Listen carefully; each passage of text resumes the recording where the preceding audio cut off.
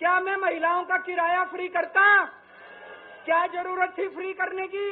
पैसे खा जाता सारे। अगर मैं बेईमान होता, क्या आपके बच्चों के लिए स्कूल बनवाता? सारे पैसे खा जाता। अगर मैं बेईमान होता, आपका इलाज मुफ्त करता? पैसे खा जाता सारे। इन लोगों की 22 राज्यों में सरकार है, 22 राज्यों में कहीं बिजली फ्री नहीं है। तो चोर कौन है? इनकी 22 राज्यों में सरकार है, कहीं महिलाओं का किराया फ्री नहीं है। तो चोर कौन है? आज आपके बीच में आया हूं, आपसे पूछने के लिए आया हूं, केजरीवाल चोर है या केजरीवाल को जेल भेजने वाले चोर हैं? जिन जिन लोगों को लगता है केजरीवाल ईमानदार है, हाथ खड़े करके बता दो जरा से। ये कैमरे वाले जरा से दिखा दो कि दिल्ली की जनता क्या सोचती है। जिन जिन लोगों को लगता है कि मोदी जी ने केजरीवाल के खिलाफ गंदा राजनीतिक षड्यंत्र रचा था, जिन जिन लोगों को लगता है कि मोदी जी ने केजरीवाल के खिलाफ बहुत बुरा षड्यंत्र रचा था, हाथ खड़े कर दो सब लोग।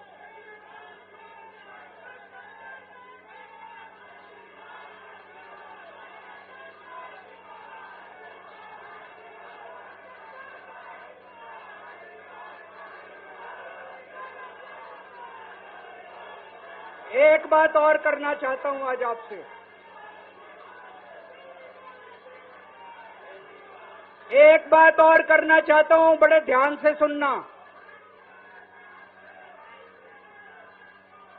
एक बात और बहुत जरूरी बात है, सारे जने बड़े ध्यान से सुनना। ये आरएसएस वाले कहते हैं हम राष्ट्रवादी हैं, आरएसएस वाले कहते हैं हम देशभक्त हैं। आज मैं पूरे सम्मान के साथ, आरएसएस के प्रमुख हैं श्री मोहन भागवत जी, मैं पूरे सम्मान के साथ मोहन भागवत जी से 5 प्रश्न पूछना चाहता हूं और आपका समर्थन चाहता हूं। अगर मैं कोई गलत प्रश्न पूछूं तो बता देना, और सही प्रश्न पूछूं तो मैं आपसे हाथ खड़ा करवा के पूछूंगा। मेरा पहला प्रश्न है मोहन भागवत जी से। जिस तरह मोदी जी देश भर में लालच देके या ईडी और सीबीआई की धमकी देके, डरा के दूसरी पार्टी के नेताओं को तोड़ रहे हैं, पार्टियां तोड़ रहे हैं, सरकारें गिरा रहे हैं, क्या ये देश के लिए सही है? मैं मोहन भागवत जी से पूछना चाहता हूं, क्या आप नहीं मानते कि ये भारतीय जनतंत्र के लिए हानिकारक है? पूछना चाहिए कि नहीं पूछना चाहिए मोहन भागवत जी? मेरा दूसरा प्रश्न है उनसे, देश भर में सबसे भ्रष्टाचारी नेताओं को मोदी जी ने अपनी पार्टी में शामिल करवा लिया। जिन नेताओं को कुछ दिन पहले मोदी जी ने खुद सबसे भ्रष्टाचारी बोला, जिन नेताओं को अमित शाह जी ने खुद भ्रष्टाचारी बोला, कुछ दिन के बाद उनको बीजेपी में शामिल करा लिया। मैं मोहन भागवत जी से पूछना चाहता हूं, क्या इस प्रकार की राजनीति से आप सहमत हो? क्या आपने कभी ऐसी बीजेपी की कल्पना की थी? पूछना चाहिए कि नहीं पूछना चाहिए मोहन भागवत जी से? मेरा तीसरा प्रश्न है मोहन भागवत जी से, बीजेपी आरएसएस की कोख से पैदा हुई है कि नहीं है? कहा जाता है ये देखना आरएसएस की जिम्मेदारी है कि बीजेपी पथभ्रष्ट ना हो। मैं मोहन भागवत जी से पूछना चाहता हूं, क्या आप आज की बीजेपी के इन कदमों से सहमत हैं? क्या आपने कभी मोदी जी से ये सब ना करने के लिए बोला? मोहन भागवत जी बताएं कि क्या आपने मोदी जी को ये सब गलत हरकतें करने से रोका कभी? पूछना चाहिए नहीं पूछना चाहिए? मेरा चौथा प्रश्न है मोहन भागवत जी से, जेपी नड्डा जी ने लोकसभा चुनाव के दौरान उन्होंने कहा कि बीजेपी को अब आरएसएस की जरूरत नहीं है। आरएसएस बीजेपी की मां समान है कि नहीं है? क्या बेटा इतना बड़ा हो गया कि मां को आंखें दिखाने लग गया? क्या बेटा इतना बड़ा हो गया कि आज मां को आंखें दिखाने लग गया? जिस बेटे को पाल पोस के बड़ा किया, जिस बेटे को प्रधानमंत्री बनाया, आज वो बेटा पलट के मां को अपनी आंखें दिखा रहा है। मातृतुल्य संस्था आरएसएस, आज वो बेटा अपनी मातृतुल्य संस्था को आंखें दिखा रहा है। मैं मोहन भागवत जी से पूछना चाहता हूं, जब नड्डा जी ने ये कहा तो आपके दिल पे क्या गुजरी, आप जरा बताइए इस देश को। क्या आपको दुख नहीं हुआ? मैं आरएसएस के हर कार्यकर्ता से पूछना चाहता हूं, जब नड्डा जी ने कहा कि हमें आरएसएस की जरूरत नहीं है, क्या आरएसएस के हर कार्यकर्ता को दुख नहीं हुआ?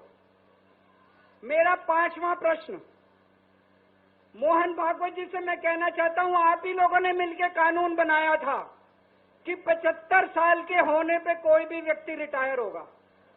इस कानून के तहत आडवाणी जी को रिटायर कर दिया, मुरली मनोहर जी जैसे बड़े बड़े नेताओं को रिटायर कर दिया, बीसी खंडूरी जी को रिटायर कर दिया, कलराज मिश्र को रिटायर कर दिया, शांता कुमार को और पता नहीं कितने लोगों को रिटायर कर दिया। अब अमित शाह जी कह रहे हैं कि ये नियम मोदी जी पे लागू नहीं होगा। तो मैं मोहन भागवत जी से पूछना चाहता हूं, क्या आप इससे सहमत हो कि जो नियम आडवाणी जी पे लागू हुआ वो मोदी जी पे लागू नहीं होना चाहिए? आप ये पूछना चाहते हैं कि नहीं पूछना चाहते? पूरा देश आज मोहन भागवत जी से ये प्रश्न पूछना चाहता है। एक और बात रखना चाहता हूं मैं, प्रश्न के रूप में नहीं है। आज हमारे देश के अंदर शिक्षा व्यवस्था का बहुत बुरा हाल है। जिनके पास पैसा है वो अपने बच्चों को प्राइवेट स्कूलों में भेज देते हैं, जिनके पास पैसा नहीं है वो मजबूरी में सरकारी स्कूलों में भेजते हैं। 75 साल के अंदर सरकारी स्कूलों का बेड़ा गर्क कर दिया हर सरकार ने इस देश के अंदर। लेकिन ऊपर वाले की कृपा है कि ऊपर वाले ने इस देश को एक मनीष सिसोदिया दे दिया। 75 साल के बाद इस देश में एक ऐसा शख्स आया जिसने गरीबों के बच्चों को भविष्य की एक उम्मीद दी। एक रिक्शे वाले का बेटा, मजदूर का बेटा, किसान का बेटा, जिसे कोई उम्मीद ही नहीं बची थी कि मेरे बच्चे बड़े होकर कुछ बन सकते हैं, आज उनके बच्चों को अच्छी शिक्षा देकर मनीष सिसोदिया ने उनको उम्मीद दी है। ऐसे मनीष सिसोदिया को प्रधानमंत्री मोदी जी ने 2 साल जेल में रखा।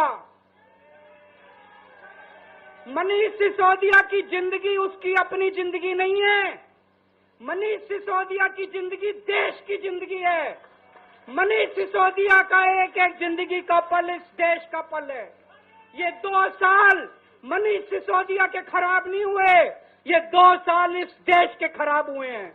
अगर आज मनीष सिसोदिया जेल के बाहर होता, न जाने कितने और नए स्कूल बनते, न जाने कितने बच्चों को शिक्षा मिलती। तो मैं मोहन भागवत जी से भी पूछना चाहता हूं कि क्या आरएसएस इस किस्म की हरकतों से सहमत है? ये सारे प्रश्न आज मैंने मोहन भागवत जी के सामने रखे हैं। मैं उम्मीद करता हूं कि वो इन प्रश्नों के जवाब देंगे। और ये प्रश्न केवल मोहन भागवत जी के लिए नहीं है। इस देश से प्यार करने वाले हर शख्स, इस देश के हर देशभक्त को, भारत माता की पूजा करने वाले भारत माता के हर सपूत को मैं ये प्रश्न पूछना चाहता हूं, इस पे चिंतन जरूर करना।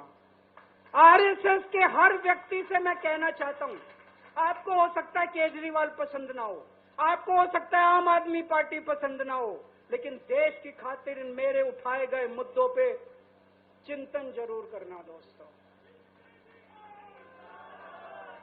ये आने वाला चुनाव मामूली चुनाव नहीं है। ये दिल्ली का आने वाला चुनाव केजरीवाल की अग्नि परीक्षा है। अगर आपको लगता है केजरीवाल ईमानदार है, तो केजरीवाल को वोट देना